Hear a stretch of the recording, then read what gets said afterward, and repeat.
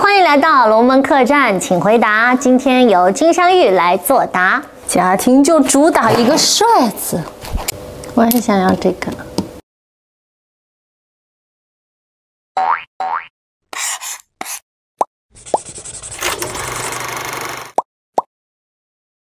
大家好，我是旅拍花旦李云霄，我在新龙门客栈中扮演金镶玉。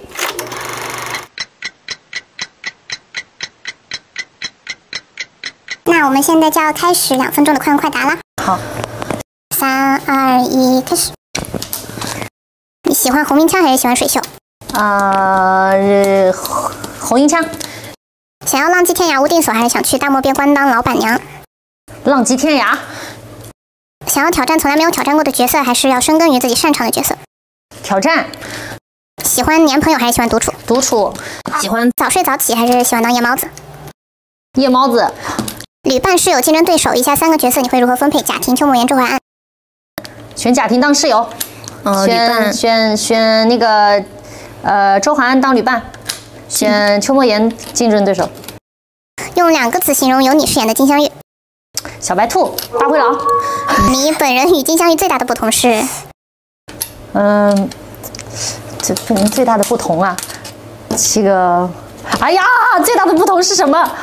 最大的不同是，没他那么风情万种。你觉得最有挑战的是哪一场戏？洞房成亲那场戏。你最喜欢的剧中角色是哪一个？金镶玉。除了金镶玉，你最想挑战的剧中角色是哪一个？邱梦妍。好的，现在还有49秒，你可以快快的拼完。我的下巴了，我的下巴在哪儿？我的耳朵，我的耳朵呀！怎么可能？非人类2分钟啊！完了，还有30秒，这是不太可能完成的事情。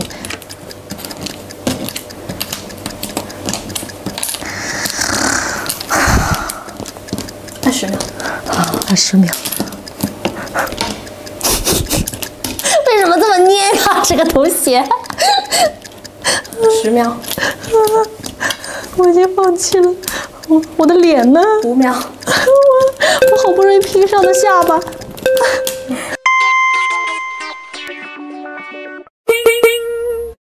你刚刚在选择旅伴室友竞争对手的时候，把室友分配给了贾婷，把旅伴分配给了周淮安，这是为什么呢？贾婷冬场长草帅呀，天天看着不心情挺好吗？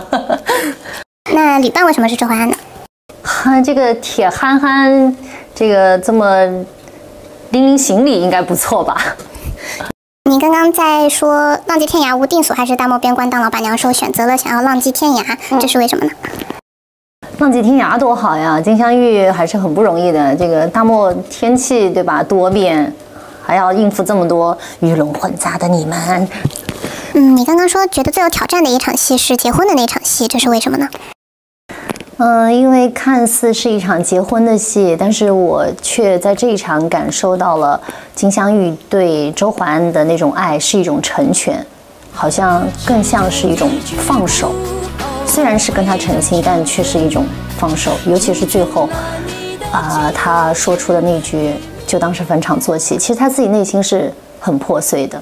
就是这场戏的那种，他对周淮安那种情感的真挚，和在当时的那种情景之下，他做的一些选择，让我觉得都特别的难言。那你刚刚用2个词形容金镶玉选择的是小白兔和大灰狼，这是为什么呢？